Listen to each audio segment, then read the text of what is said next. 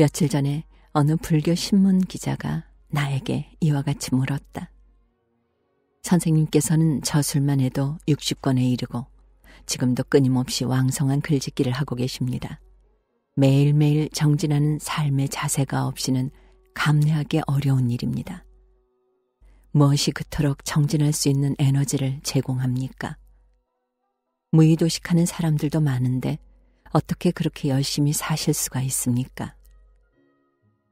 평범한 질문 같지만 언뜻 대답하기가 매우 어려웠다. 사실 나는 매일 하루도 빼놓지 않고 공부하고 새로운 지식에 노출된다. 짙은 노동의 시간이 없이 하루가 지나가는 법은 없다. 때로 나는 나 자신의 생활 방식에 관하여 회의도 든다. 카페 같은 데 앉아서 히덕거리는 사람들이 부럽게도 보인다. 나는 왜 저렇게 한적한 시간을 보낼 수가 없는가? 나는 어떤 성취욕에 사로잡혀 있는 사람은 아니지만 최소한 하루하루 무엇인가 이상을 향해 추구하는 삶을 살고 있는 것은 확실하다. 무엇인가 가치 있는 일을 하지 않으면 못 배기는 것이다. 그런 긴박한 감정 없이 사는 사람들이 부럽기도 하지만 잘 이해되지는 않는다. 왜 나는 추구하는 사람이 되었을까? 추구하지 않으면 안 되나? 며칠간 이 문제를 생각해 보았는데 나의 결론은 매우 간단했다.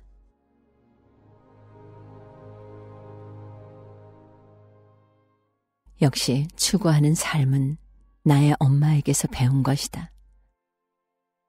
나의 엄마는 항상 무엇에 매달리듯이 살았다. 하나님에게 매달리고 자녀 교육에 매달리고 조국의 미래에 매달리며 절규하는 모습으로 살았다. 항상 책 보고 노동하며 쉬는 법이 없었다. 우리 엄마도 물론 완벽하지 않다. 며느리에게 가혹했고 자기 자식들을 너무 감싸 길렀다. 그러나 자녀들이 고매한 이상을 감지하도록 스스로 고매한 이상을 추구하며 사는 모습을 늦춘 법이 없었다. 그러한 엄마의 모습이 그냥 나에게 이전된 것이다. 자녀 교육을 위해 삼천을 한 맹모나 자식의 수업 자세에 근원적 반성을 촉구하기 위해 떡을 썰었다는 한호의 엄마나 자신의 어두운 현실 속에서 한 줄기 빛을 발견하기 위하여 끊임없이 노력한 수없는 조선 여인들의 노력으로 그나마 나와 같이 매일매일 공부하고 사는 사람이 태어난 것이다. 자랑스러울 것은 없으나 꾸밈없는 사실이기에 적는다.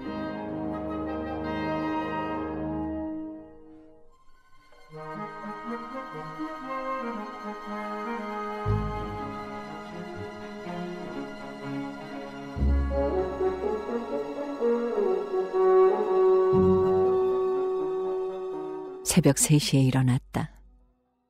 꿈에 집안 친척 되는 어른이 침에 관하여 쓴 나의 논문을 읽고 나의 논문 내용이 근본적으로 틀려 먹었다고 비판하는데 내가 격심하게 그의 생각이 잘못되었다고 그를 오히려 강하게 비판하는 목청을 높이다가 잠을 깼다.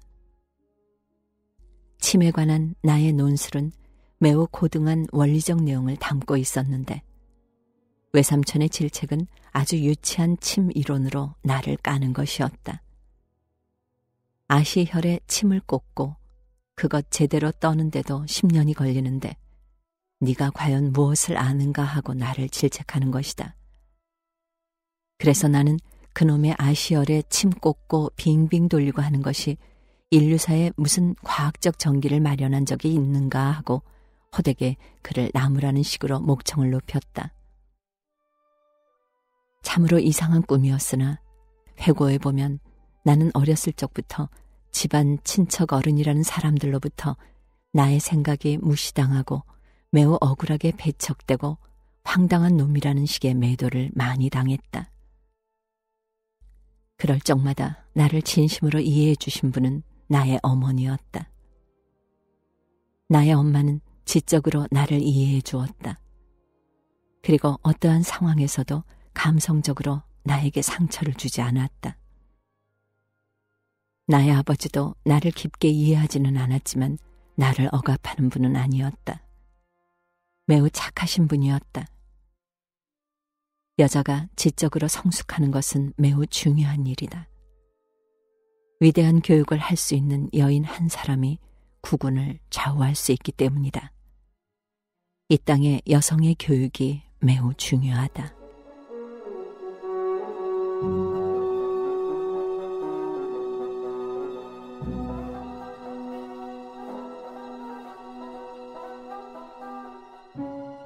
일본은 언론이 죽어 있다. 양심의 소리는 있으되 그것이 사회 담론화될 길이 없다. 학문도 우익의 폭력권 안에 있다. 진정하게 자유로운 사상가가 일본에는 있을 수 없다. 한국이나 중국에 대하여 정의로운 언로구시를 하는 것만큼 자기 스스로의 역사에 대해 정의로운 언로구시를 하지 않는다. 자기 비판과 자기 부정에 일본처럼 인색한 나라는 없다. 대석학들은 많으나 학문의 기술자들일 뿐 자기의 아픔을 고발하지 않는다. 기나긴 세월, 너무도 용기 없는 질서에 그들은 젖어 있다. 이 모든 것이 천황제의 부작용이다. 에도에서 메이지에로의 전환이 시민사회로의 전환이었다면 아시아의 운명이 바뀌었을 것이다. 일본은 아직도 시민사회로 진입하지 않았다. 그들은 천황 신민사회에 머물러 있다. 미디어 악법을 꿈꾼 사람들 가슴에는 암암리 일본의 미디어 장악에 대한 동경이 있다. 대한민국을 천황사회로 만들고 싶은 것이다. 천황의 이미지는 정권의 영속을 의미한다.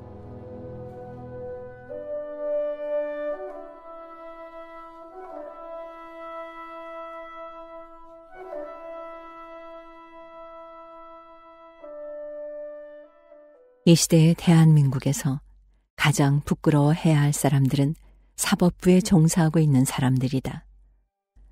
사법부가 행정부의 권력에 종속되는 것을 아무런 의식 없이 쳐다만 보고 있다. 법관의 양심이 점점 말라가고 있다. 힘없는 백성이 권력 앞에서 맥을 못 추는 것은 너무도 당연한 것이다. 그러나 현재 우리나라에서 사법부처럼 막강한 독자적 권력을 쥐고 있는 권자도 없는데 그들이 행정부 권력 앞에서 맥을 못 춘다면 그것은 참으로 부끄러운 일이다. 사법부의 권력은 기나긴 세월 양심 세력의 투쟁 속에서 형성된 것이다. 그런데 이러한 권력을 이 사회의 합리성의 증대를 위해 활용하지 못한다면 법관 노릇을 해야 할 소위연이 사라진다. 나는 법관들에게 정의를 요구하지 않는다. 정의라는 것 자체가 이현령, 비현령일 수 있기 때문이다. 법 해석이란 단순한 정의 개념으로는 접근하기 어려운 것이다. 내가 법관에게 요구하는 것은 품격이다. 요즘 너무도 품격 있는 법관이 없는 것이다. 품격이란 삶의 자세에서 풍겨나오는 것이다. 품격이란 소신을 관철할 수 있는 용기이다. 거배곡처럼 방유도 하면 사하고 방무도 하면 각원이회지 할 줄 알아야 한다. 권회에 인간이 없는 것이다. 내가 어렸을 때 우리 천안 옆집에 나중에 대법관이 되신 분이 사셨는데 그분의 청렴하고 곧은 판결로 인하여 혜택을 입은 자들이 감사하다고 사과 개짝 하나라도 몰래 집에 들여 밀고 가면 반드시 그 임자를 찾아 되돌려 주었다. 사전에 받는 것이라곤 전무할 뿐 아니라 사후에 손수건 하나라도 감사의 물건이 들어오면 반드시 되돌려 보냈다. 청탁, 선물 거절로 사모님이 골머리를 앓는 모습을 나는 직접 목도하면서 컸다. 이러한 삶의 자세가 없이 어찌 법관이 법을 집행할 수 있으리요. 양심은 오직 평소의 청결에서만 우러나온다.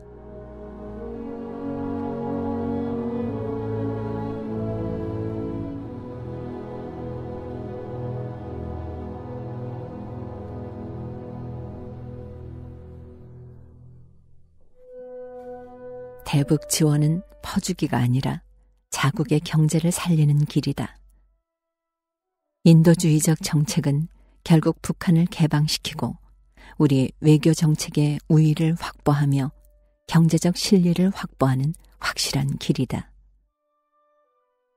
농민의 문제는 시장 논리로 다룰 문제가 아니라 국토 지킴이 보전 사업 차원에서 그 총체적인 대책을 항상 마련해 놓고 있어야 한다. 이 국토에서 논이 사라지고 농민이 사라지면 이 민족은 본리를 상실하고 결국 타국에 종속될 수밖에 없다. 뿐만 아니라 우리의 모든 역사와 낭만을 상실한다. 문화 콘텐츠를 운운하면서 왜 농촌 문화 콘텐츠는 국가의 근간으로 살릴 생각을 하지 못하는가? 서울 각 구청에서 쓸데없이 보도블럭 갈아엎는 짓거리나 광화문 앞에 국민 건강과 교통과 미관에 해악을 주는 광장을 만드는 무의미한 우행. 그 낭비적 사고만 제거해도 농촌 문제는 해결될 수 있으리라. 제발 조금만 더 이 민족의 대계를 위하여 합리적 사고를 해주었으면. 합리적 사고란 전체를 보는 것이다. 남북 문제에 이니셔티브를 장악하지 못하는 정권은 이 민족을 다스릴 자격이 없다. 이니셔티브란 정당 간 혹은 남북 당사자 간의 이니셔티브가 아니라 국제사회에서 특히 대미 관계에 있어서 남북 문제의 주도권을 확고하게 장악하는 것이다.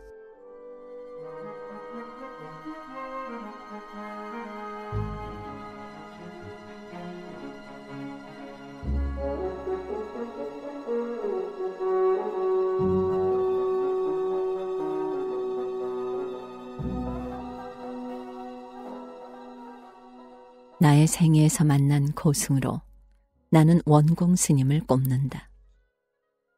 훌륭한 고승은 무수히 많을 것이나 내가 직접 만나뵌 분으로서 인상이 깊었다는 이야기일 뿐이다. 원공 스님은 도봉산 천축사 무문관에 사셨는데 조그만 방에서 6년을 일체 나가시지 않고 홀로 사셨다. 조그만 구멍이 있어 그리로 밤만 들어왔다. 무문관의 고행이 끝나고 내가 스님을 뵈었는데 체격이 건강하고 얼굴이 해맑았다.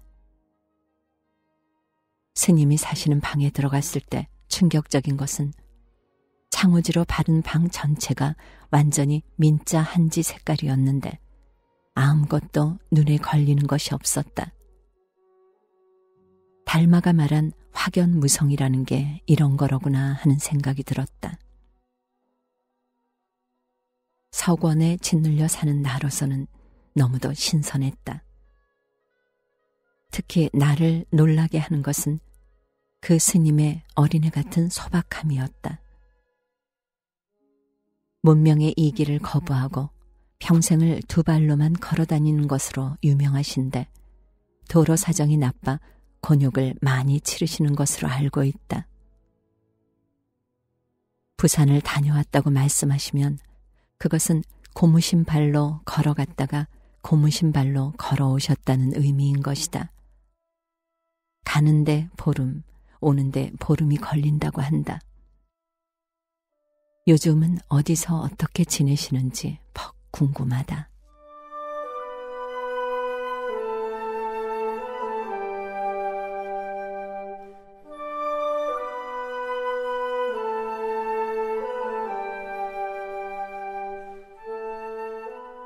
자식의 구원을 요청하면 항상 달려가는 부모.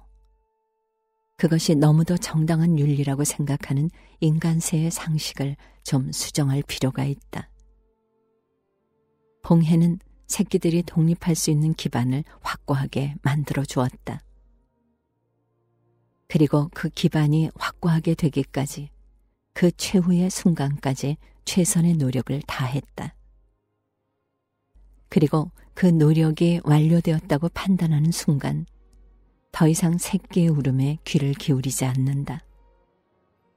그리고 자기 생존의 관리와 또 다른 생명의 잉태를 위하여 헌신하는 것이다. 평생을 자식에 매어 사는 부모, 결코 바람직하지 않다. 일정 시기가 되면 자식이나 부모나 서로가 거리를 두면서 경애하는 자세가 더 바람직하다.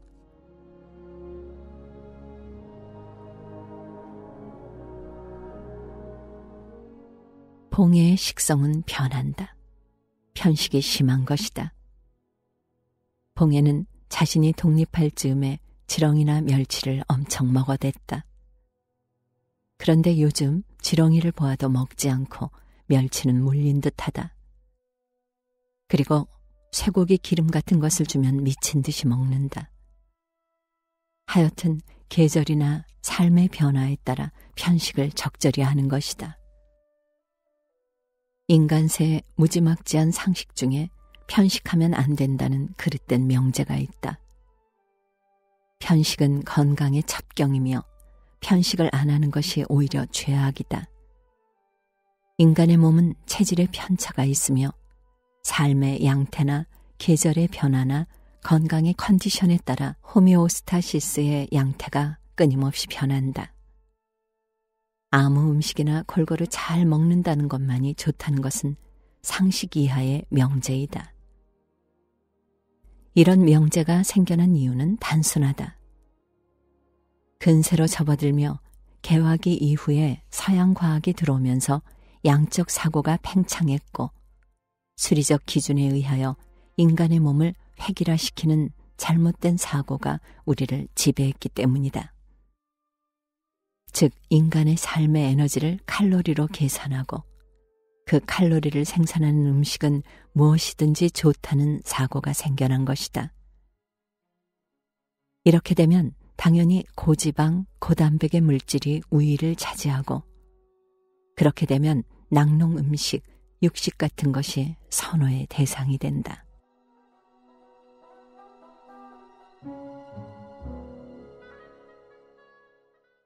몸이 갈구하는 음식은 하루에도 분위기에 따라 변하게 되어 있다. 짜장면을 낮에 맛있게 먹었다고 저녁에 또 짜장면을 먹고 싶어하는 사람은 별로 없을 것이다. 마찬가지로 평생을 아침에 우유 먹고 저녁에 우유 먹고 다음날 아침 또 우유 먹고 이런 것이 다 미친 짓에 속하는 것이다. 음식은 적절하게 몸 컨디션에 따라 선택하는 것이다. 옷을 갈아입는 것과 똑같다. 그 선택은 편식이다. 편식을 잘하는 사람, 그러니까 음식을 거부하는 것이 아니라 건강하게 편식을 즐길 줄 아는 사람이야말로 지혜로운 사람이다. 내가 고등학교 졸업할 때 58kg이었는데 환갑이 넘도록 나는 58kg을 한결같이 유지하고 있다. 45년 동안 일체 몸무게의 변화가 없었다. 변화가 없는 것이 아니라 그 눈금을 유지하기 위해서 처절한 변화를 해왔다는 것이다. 그 변화의 양식이 편식이다. 편식은 아름다운 것이다. 또 채식주의자라 해서 채식에만 매달리는 것도 어리석고 고기를 좋아한다고 채소 안 먹고 고기만 먹는 것도 어리석다. 그것은 편식이 아니라 집착이다. 모든 것은 때에 따라 구미에 맞게 소량으로 편식을 해야 한다. 그래서 자기 삶의 리듬과 편식이 맞아떨어지는 생활이 건강한 삶인 것이다.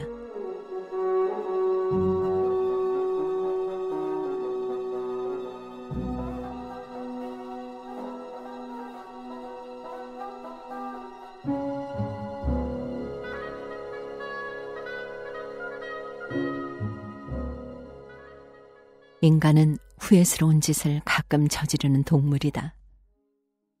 그러나 후회스럽다고 개탄만을 해서는 아니 된다.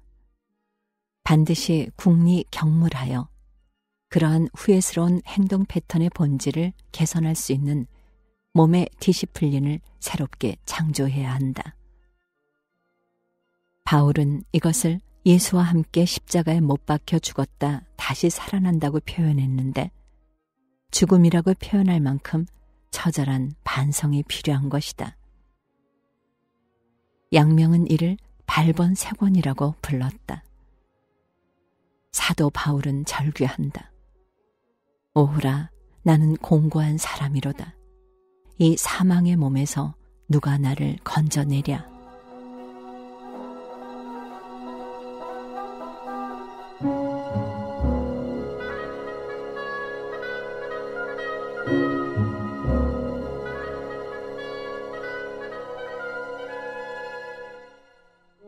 누구를 선배라 호칭하는 것은 예의에 어긋난다. 그것이 사적으로 약속이 되어 있는 것이라면 몰라도 처음 만나는 사람들이 누구를 선배니 후배니 하는 것은 매우 졸렬하고 치졸하고 자기 과시적인 불순감이 배어있는 행동이다. 선배는 근본적으로 호칭이 될 수 없다. 누구를 선배라고 부르는 것은 자기와 상대방이 학교나 고향의 선후배의 관계에 있다는 것을 과시하는 행동이다. 그것은 그러한 사적 관계를 선포하는 말이며 호칭이 될 수는 없다. 어느 회사의 회장을 처음 만났는데 사원들이 잔뜩 있는 곳에서 아무리 친근한 과거 경력이 있다 할지라도 다짜고짜 아무개 선배라고 부르는 것은 정당한 호칭이 아니라 자기가 그 회장과 선후배 관계에 있다는 것을 과시하는 행동일 뿐이다. 호칭은 한 사람의 주변으로 형성되어 있는 사회에서 보편적으로 통용되는 말 중 가장 정중한 표현을 선택하는 것이 호자의 인품을 나타낸다. 아무개 회장님이 되어야지 아무개 선배님이 될 수는 없는 것이다. 아무리 고향이나 학교의 선후배라 한들 다짜고짜 나에게 나타나서 선배님 하고 부르는 것은 그 호자의 인품의 비속함을 나타내는 것밖에는 되지 않는다. 아무개 교수님이나 제일 좋은 말은 아무개 선생님이라 해야 할 것이다. 내가 이런 것을 강조하는 뜻은 민주의 가장 큰 장애 요소가 우리 사회에 뿌리 깊게 내려있는 파벌, 문벌, 학벌, 족벌, 지연 등의 온갖 당파주의에 있다는 것을 상기시키기 위함이다.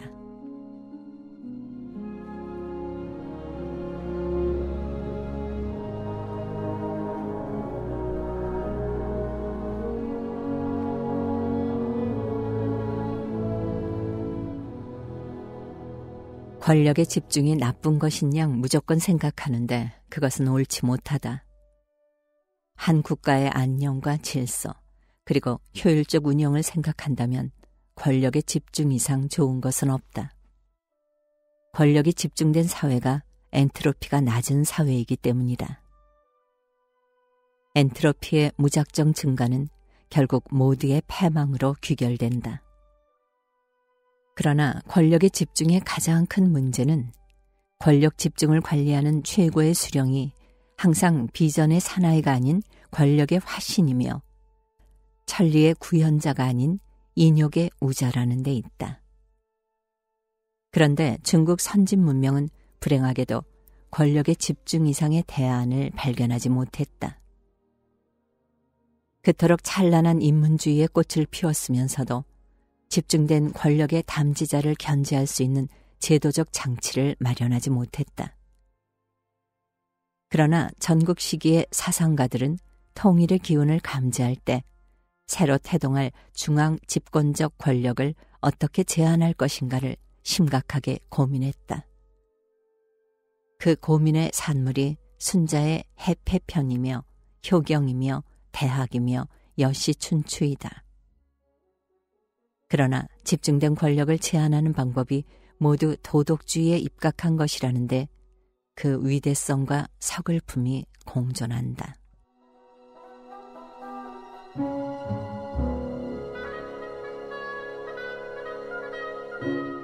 학기에 이런 말이 있다. 노래를 아름답게 잘 부르는 사람은 혼자 부르고 끝나는 것이 아니라 꼭 남이 따라 부르게 만들어 결국 그 노래가 세상에 퍼지도록 만든다. 마찬가지로 잘 가르치는 사람은 혼자 알고 끝나는 것이 아니라 그 뜻이 사람들에게 계승되어 사회로 전파되도록 만든다. 위대한 교사의 언어는 간략하면서도 많은 사람들에게 깨달음을 주는 힘이 있다. 진정한 스승이 될 수 있는 자는 장이 될 수 있고 장이 될 수 있는 자는 군이 될 수 있다. 한 사회의 최고의 권력자는 그 사회에 속하는 모든 사람들의 스승이 되어야 한다는 논리를 펴고 있다.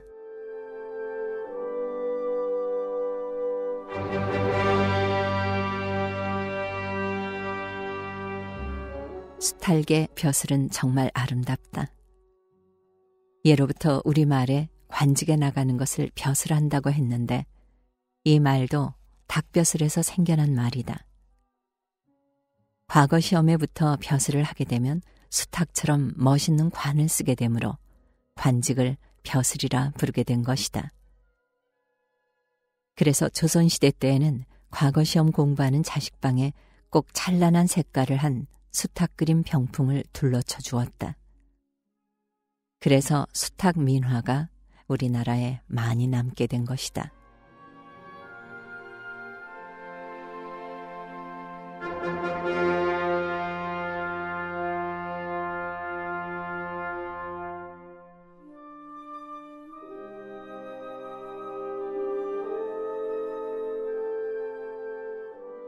우리 집에서는 요즘 거의 음식 쓰레기가 생겨나지 않는다.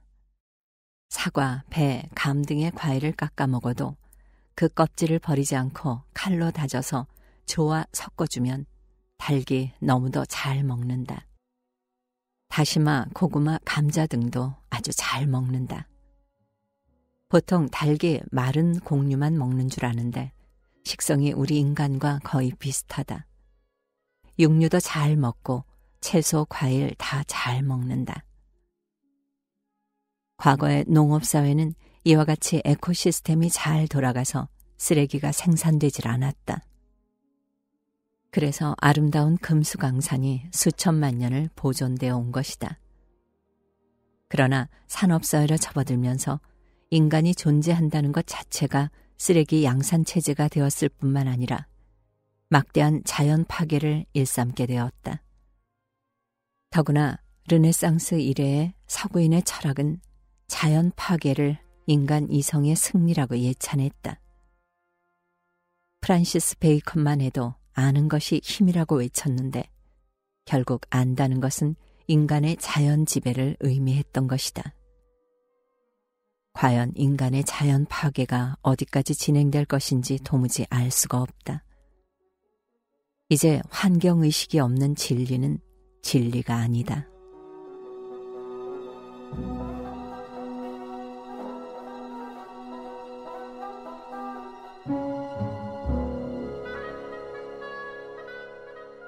수탈개 새벽 울음에 관한 신비가 있다. 닭들은 해가 지려고 하면 반드시 집에 들어가 잠을 잔다. 그러면 잠자는 시간은 계절에 따라 변한다. 여름에는 저녁 8시가 되어도 안 들어가고 서성거리는데 요즘은 5시 반만 되어도 들어간다. 그런데 이렇게 잠자는 시간의 변화가 와도 새벽에 우는 시간은 일정하다. 꼭 4-5시경이면 우는 것이다. 옛글에도 보면 겨울에는 달게 울어도 날이 새려면 한참이 걸린다는 표현이 많다. 수탈기 어떻게 절대 시간을 지키는지 참 신비롭다.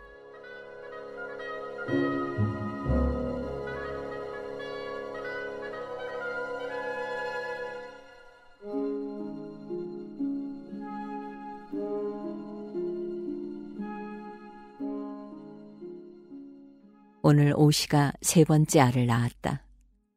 꿩알만큼이나 작아졌는데 색깔은 더 진해졌다. 그런데 닭이 알을 낳는 현상에 관해 의문이 가는 점이 있다. 오시도 알을 낳고 꼬꼬댁하고 소리쳐서 자기가 둥지에 알을 낳았다는 것을 알렸는데 이러한 일반적 행동 패턴이 참 궁금하다.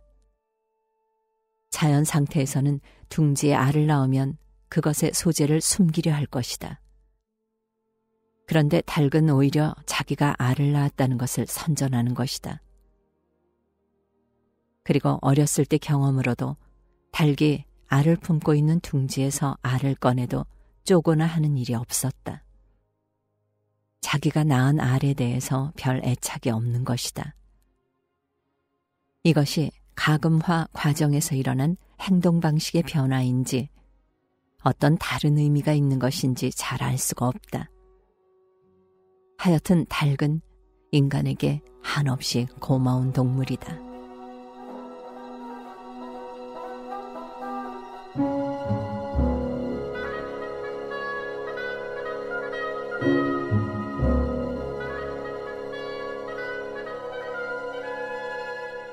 공자는 인간의 이상사회를 단 한마디로 규정한다.